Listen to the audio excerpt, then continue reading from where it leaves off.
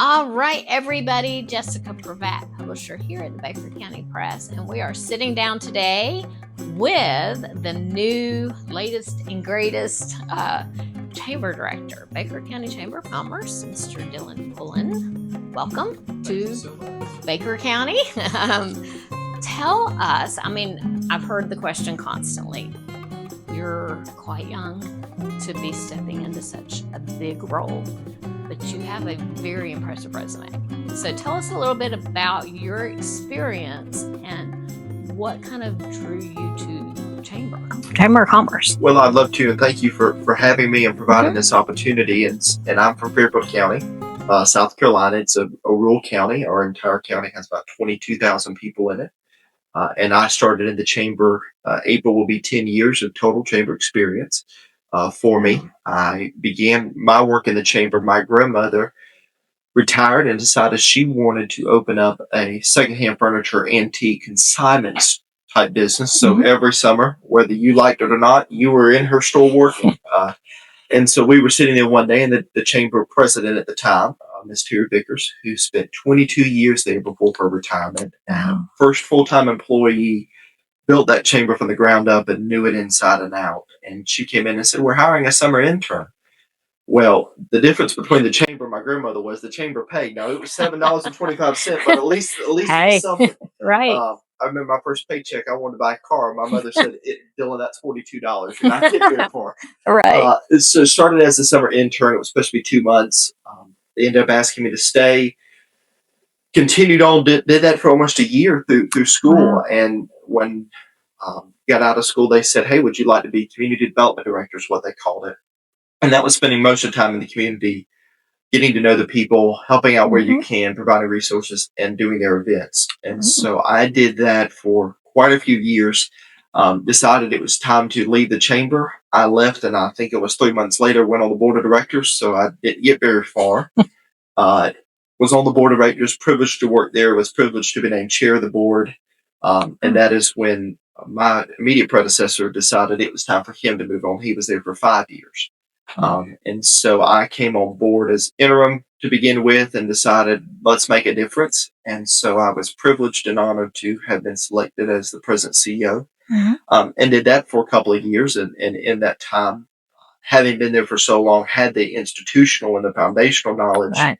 And I had to start from scratch, but knew, hey, this is where we want to go. So we moved offices, we expanded staff, we expanded the budget, and really had a lot of fun there. And was kind of at the place where I was looking for a new challenge.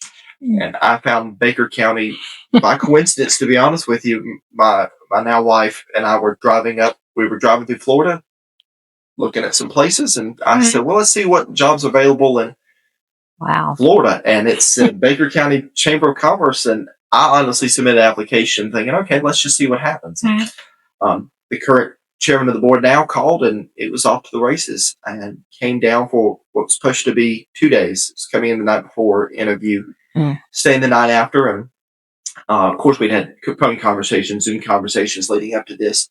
And when I left the meeting, it wasn't too long after they called and said, hey, you're the top candidate. We really want you to consider this. I said, well, thank you very much. But I had the missus that needs to come down here and let's take a look at where things are. Right. I think once she saw the Starbucks and the Dunkin', she was okay. You're not in the middle of nowhere if you've got those. We didn't have those back home. We didn't have a Walmart in Fairfield County. Oh, wow. So it really felt like home very quickly. Right. I will tell you what really sold me was every restaurant we went to, every store that we went to, every person we talked to was so nice. The young people were so respectful. It just really felt like home. Right. When we went home for the Christmas holiday, we enjoyed time with family. That was when we made the big move. Right. 26-foot box truck coming down, 95 type of deal. But that on the way here, we're ready to go home, and this has become our home. So that's what kind of led me to Baker County, and I'm excited to get started. Hey, it's funny you say challenge, because definitely challenge would be a good way to probably describe the Chamber of Commerce. More so now, obviously, the issues have been in the paper multiple times, and may still continue. But obviously the chamber has turned a new page. Um, I know you've mentioned the word transparency just in conversations Sure. we've had, Sure. in press releases that you have sent out, with the board. Um, and it's a new day for the chamber. So my question is, obviously, the challenge you're facing, what you've walked into, and just tell us a little bit about that. I mean, now that you've had a chance to get your feet wet, what do you see as probably like your top three things you need to focus on with the chamber to help it move forward? Yeah, I think that, and I will give all the credit to the board here from the first conversation to the day I signed the contract to our 6 hour board retreat we had yesterday. Transparency and public trust is number one. They really want the people of this community, the business community here in Baker County, to look at the chamber as a resource that they know, that they can trust, that's been here since 1980 and has been a staple in this community. And so we want our members and the community as a whole that we could say, rest assured, uh, a new day is here. We will be transparent and we will regain your trust. And we know that that's going to take time. That's not a 2 week fix, press release type fix.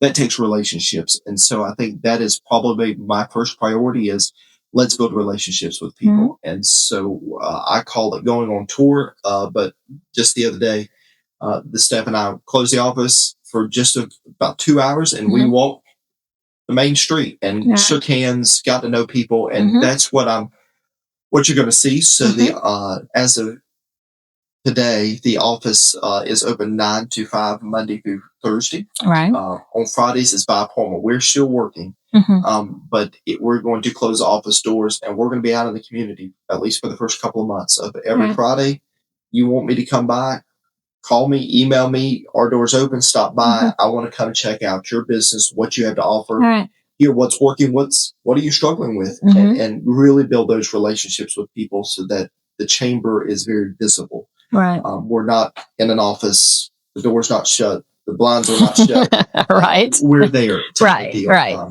So that would be number one. Number two, that I really want to address, and we've already made steps to address, is economic development be chamber under the same roof, and I think that will remain. But how do you make that distinction? Right. That line of demarcation of this is economic development, this is chamber, and so we have. I'm happy to share that at some point, but we've already made strides to try to separate those two different missions, share common goal of making Baker County the best that it can possibly be, but two different mission statements, two different drives, two different priorities. And so that would probably be number two. Number three for us is how can we best serve our members? Once you get to know them, that's great. Once you get their trust, that's great. But what are you going to do for them? I never want the chamber to be a charity to its members. I want us to be an investment. You join the chamber, you pay your membership dues. Here's what you're getting in return. And so we addressed that yesterday during our board retreat. Here's some new innovative ideas and approaches. And we've taken these not just from my personal experience, but already had conversation with some of the surrounding chambers. So what are you doing? Some of them have been very kind to say, here's what we offer. Steal it, take what you want to, the rest of that type of deal. But to try to offer some more benefit to our members, that it's not just a meeting every now and then. It's not just the clay shoot. It's not just the annual banquet. There's training available. There are resources available. There are those networking opportunities and building on that. So really trying to focus on what we can do to better benefit our members. Those would probably be my top three priorities. And it's ironic you say that, because one of the top questions, obviously, here at the newspaper, we do advertising, we do marketing for small businesses. And, my tenure here started in advertising, design, and sales almost 30 years ago. And so I really built a ton of relationships. And I would get that question, especially more recently as new businesses have come out here, why should I join the chamber? Do I need to join the chamber? And, I think increasing those options and what you're going to get out of it, I can't wait till y'all can share all your new ideas. Well, we're excited, and years ago now at this point, there was a huge conference with lots of chamber executives in the room, and they basically spelled out that it was adapt or die. To not be a doomsday but it was for chambers that they were being viewed as civic organizations, your Rotary, your Lions, your Kiwanis, those type of groups. And they, while they do a terrific job, I'm a Rotarian. It was a right of heritage almost. Well, Dad did it, Grandpa did it, great Grandpa was one of them, and so they're having to adapt. And so even as those civic societies are and civic groups are having to adapt, so are chambers. Of it's not just something you belong to because your dad did it, your granddad did it. You know, when it comes down, as I explained to the board yesterday, everybody falls on tough times, and when the cuts have to be made, I want them to be able to look at their budget and say, the chamber is something that's worth keeping, and here's why, and be able to articulate to their board or their investors or whatever have you that here's why I choose that a chamber is a priority for me. So we're definitely getting started. Right. You'll hear more of that in the future for sure. All right, great. Hey, it's all about the value. That's and right. When people see that they get something out of it, it's you spend money to make money and to make sure you're still there. That's right. So we kind of touched on your background, but I'm just curious, what is something about you that's not necessarily chamber related, but just kind of something different, like a hobby or an interest? Yeah. So I love playing the piano. The biggest challenge of moving was moving a baby grand down here. I'm going to give a shout out to one of our lovely chamber members and board members, Mr. Joel Barber, really lended a hand. I bet he did. He's got experience with furniture moving. Very grateful to him these days. But, wow. My wife and I both play. And so that is, if you pass by our house and hear piano playing, it's one of us relaxing. I'm a big golf fan. I love playing the game of golf on the weekends. You'll find my wife Zoe driving the cart and me hitting the balls type of deal. Right. But between that and we really like just getting out, exploring, traveling. After work today, we're probably going for a walk with our, I think she's a 5-pound multi-palm fur baby. And so just going and exploring. We like being out and about. We're typically not homebodies. You'll see us around for sure. Right. Oh, well, hey, I mean, it's there's lots of you're in the woods now. So we have lots of trails. Just don't get lost. We also have lots of gators and bears and other miscellaneous creatures. Lots of snakes. I've still got one walking trail today, but I've heard there's been some large rattlesnakes on it. I said, okay, so just look down while you're walking. I mean, it's cool, but I would be careful. Just listen for that noise. There you go. So I guess, kind of you covered, taking the job, knowing what you were getting into, so you didn't come into it blind. Rebuilding those connections and those networks. Part of that also is going to go for the economic development side. And there are quite a few projects that have kind of been hanging. Namely, one is that plant ag project out here. Are there any updates on that project? I think you will now. The Development Commission on Monday will approve a Ninth Amendment. But I think, of course, I'm new. I understand how we got to this point, done the homework there, and understand that a lot of people would have preferred this project to move along quicker than it did. Nonetheless, here we are. I've spoken to the executives of this particular project. I've spoken to all of the parties involved in this deal, and it seems that we are getting close. I'm not going to give any kind of false hope and say, well, we're there. I think we are, but I'm not going to put my hand square there. But I can tell you that based on the information I have been provided, we are at least closer. There are definitely some boxes that need to be checked that are now either checked or they've got the pen on the paper checking. They're in the process. They're in the process, but I think that the Development Commission on Monday will do that, and then it'll go to the County Commission. And they will most likely bring it up at their next meeting at their pleasure, of course. But I think you're definitely getting closer there. Okay. There is another prospect out there. We'll see how that goes. That's still kind of early. But those are the two right now that I'm aware of. Right. And that's exciting to come in. Of course, those were started before I got here. Can't Right. take credit, but Right. It's exciting to at least start the job knowing there are things going on, because I know there is also the project back off of behind the Walmart, I guess, where they're doing the road extension. They got the grant and all, the development commission, I'm assuming. And there was talk of a couple of different groups going in there.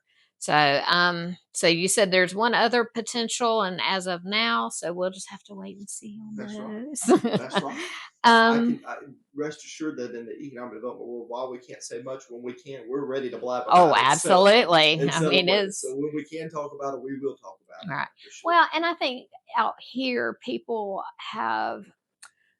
they have a very big interest in making sure what we have is quality development versus quantity.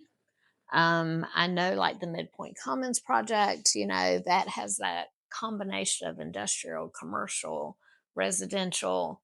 Um, and that's kind of been touted. They were going this route, that door didn't open, so now they're going another route.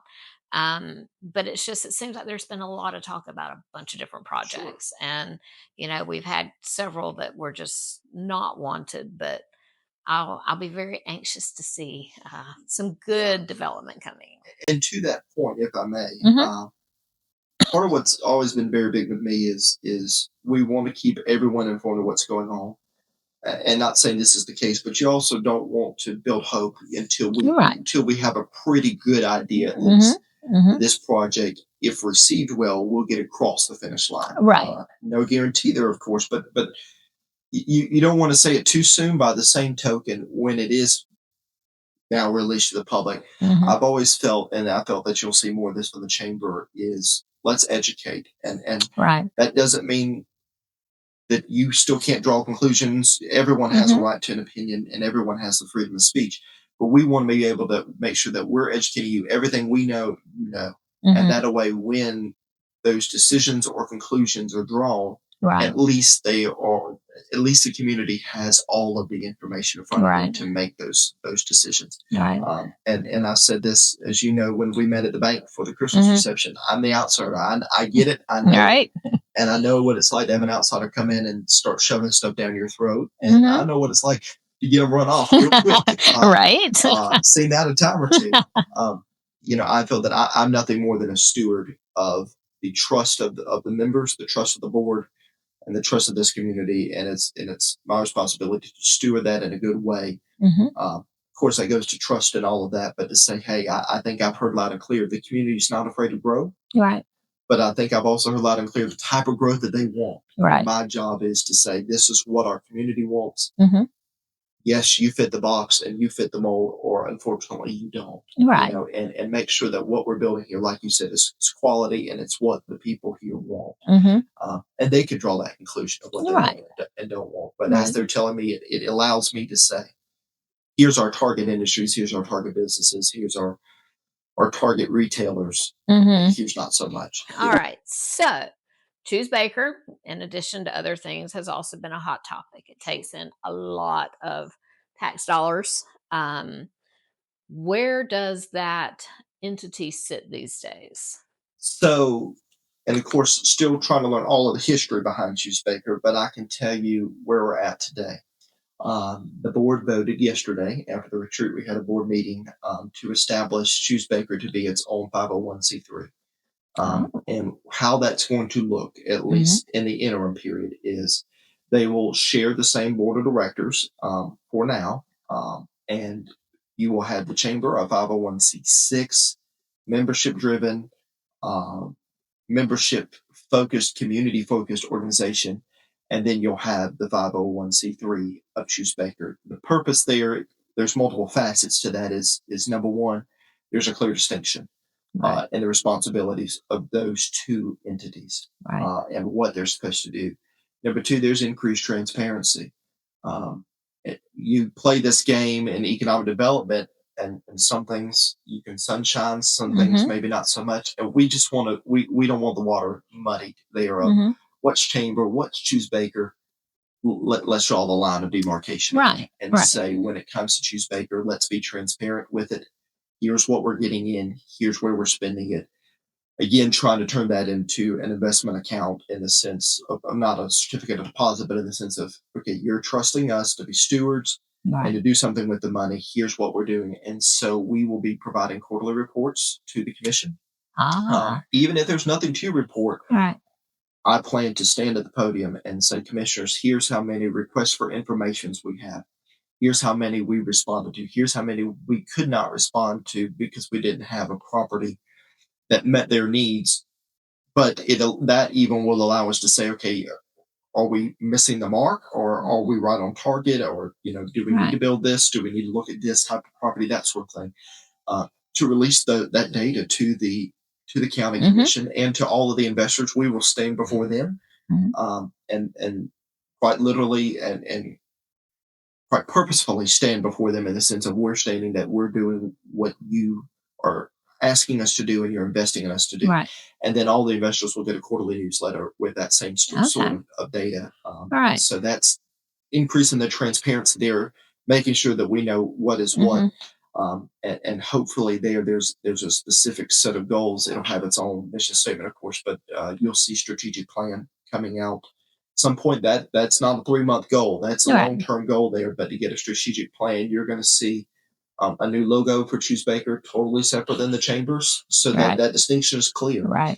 And so that's some exciting news. We got to work on that this morning. Of that being its standalone entity, the funds that are held under the chamber's nonprofit status in its entirety will be transferred in one check to the nonprofit once it's begun. So those funds will be held totally different. No one can say the funds were commingled or nothing like that. Right. They're held different. 990s filed with IRS. Those are public information. You'll be able to see the distinction. Well, and I think the transparency, the accountability to know that there is something happening. I think that not only between the different government entities that put money towards it and the other organizations or corporations and all, but on top of that, just the people in general. They will appreciate knowing that either there is something happening or there isn't, but the job is being done. So that's it. Excellent. And then in terms of the chamber, I know right before you came on board, we were able to partner with the chamber and did a really cool event, a cookie crawl, holiday shopping, small business Saturday. Huge response from both the community going out and participating and the businesses who participated. What kind of events or projects do you have in store for chamber members? Yeah, and some of them are ideas right now, so that if I say something that doesn't come to pass, it's in that. Right. But what we're looking at is to have small business roundtables and economic partnership roundtables. And listen, as I told the board yesterday, nothing drives me worse than paying to go to a conference, listening to a boring speaker, and being half asleep by the time you go home. I don't want to do that. I don't think the board wants to do that. But the purpose of those roundtables will be, we're going to sit down, we're going to talk about real issues and real solutions to it. If you're a small business and you tell me, I don't care what it is, hey, I'm struggling to understand tax law this year. Well, great. I'm not a tax attorney, but we'll bring one in and have a speaker. Hey, what is the best credit card system? Should we use Square, or should we go to one of these that they come around selling and driving us nuts with every couple of weeks? Okay, let's help you figure that out. And so to really try to come up with those real solutions for small businesses. In your large economic development type partners, a lot of it is workforce and education. And so we have wonderful partners at Jack's USA that have already volunteered to say, we'll bring our team down there and help with that. So those will be to our chamber members. We're sitting around a room. There's light refreshments, hour at most, but let's have real conversations about real problems. Right. You're going to see some monthly socials, and we're going to try them a lot of different ways. And when we start them is unclear yet, but for about 9 months, we're going to start one likely breakfast, one at lunch, one after hours, and we'll alternate the 3 options for 9 months. Every option gets 3 times. Let's see which one the members like and they prefer. It's their events after all. And so you'll see those, and those won't be again, conference type things. It'll be a lot of networking. Right. There will be a speaker. Some of them may not. Mm-hmm. Kind of fill it out and see what they want. And then the benefits, you're going to see us adding some more benefits. Some cool ideas that we've got there. Still trying to figure it all out, but we've definitely got some ideas of how to increase just the plain Right. benefits to it. Of course, we're planning the clay shoot again. We're planning to do Independence Day. I've definitely heard about the cookie crawl. Oh, I think yeah. one of my first phone calls was from it was a board member, but their business participated, and they were Mm-hmm. talking about the first time customers that came in Mm-hmm. because that cookie crawl. So the board's made that clear. That's coming back next year. Oh, absolutely. But working there to do more Right. events for the Right. new members type event, or maybe new members reception, where all we do is if you joined the chamber in the last calendar year, Mm-hmm. we're going to throw a reception, networking, of course, but allow you to showcase your business. Right. Example would be, the press won't say, hey, here's our ad packets. Here's what we can do. Here's some Right. design work. Here's copies of our paper. Here's our business card. We'd love to talk about what we could do for you. Right. FaceTime with the new members to the existing membership and the networking opportunity there. So you're going to see a lot of events like that come up in the future. Right. And we've already talked about the annual banquet. Oh, And yes. some new things. We sent out that survey. We took the results, and there's going to be some changes there to reflect that. Right. Right. And I want to take the moment to encourage, if any of our members say, hey, I went to this event or I've had this idea, please shoot me an email, call us, stop by the office. We'd love to hear from you. All right. We're your chamber, and we want to do what's beneficial to you. Excellent. Well, I mean, I think there's so much potential places that the chamber can be so beneficial. I mean, I know businesses out here, for a while it's kind of been a free for all. You figure everything out on your own, and it's you try to get them to kind of get together to do things as a group, because I mean, obviously there's strength in numbers. Sure. And it's just kind of like, well, no, I'm gonna just, I don't like this, and I don't like. But I love the idea of the networking. So you do, because I mean, it's amazing. The paper's been here for almost 100 years, yeah, close to 100 years. And I mean, there's some people, and it's amazing to me to think about, but I didn't realize that was here. Sure. And I mean, so many of these new businesses, small businesses. So I love to hear you talking about the networking aspect of it. I know how beneficial I I know it is for us. And there's no doubt in my mind. I mean, so many times that's the common thread. I didn't know you were there. Yeah. I didn't know we had this in Baker County. So I'm excited. I think that, there's a lot to come, as you said. We'll give you a few months before we run you out on a rail. Right, right. But no, I mean, we do wish you the best, and we're excited. Obviously, here at the press, we're here to support and help and do whatever we can. And I know the board has put a lot on you. But you seem you're up for the challenge. Yeah, they're helping me every step of the way. And I just appreciate the opportunity to come and speak with you and speak to those who have viewed this video, and really just want to once more drive home the point that we are open and we want to hear from you, even if you're not a chamber member. Maybe you used to be. Right. Come tell me what it takes to get you back. Right. So we know what we can offer. Right. Better to serve. That's all of our goals, is just to serve the membership in the community, and we need to hear from the membership of the community to figure out how we can best be of service to them. Right. And then just kind of tell people, in terms of membership, obviously all that is on the website. Yes. What is that website? So that website is www.bakerchamberfl.com. Okay. That is all there. We're in the process now of updating our membership package, so you can come by the office. Come today. Those packets won't be there for a couple of weeks, but come today and grab one. Right. And so those packets are there that we would be happy to help you. If you got any problems with it, call our office, myself or Brandy. More Brandy, she knows it much better than I. Right. We'll be happy to help you and happy to walk you through the process and help you join the chamber. I think this is the good time to join, because you're going to see a lot of moving and shaking. We've got an event that we're planning in the draft phases of planning for the next couple of months.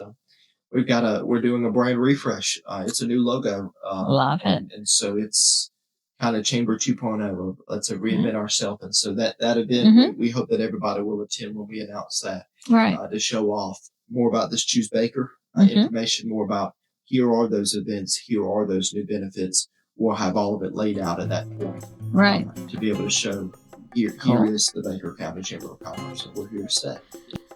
Well, so we will wrap this up. You are obviously a very busy man.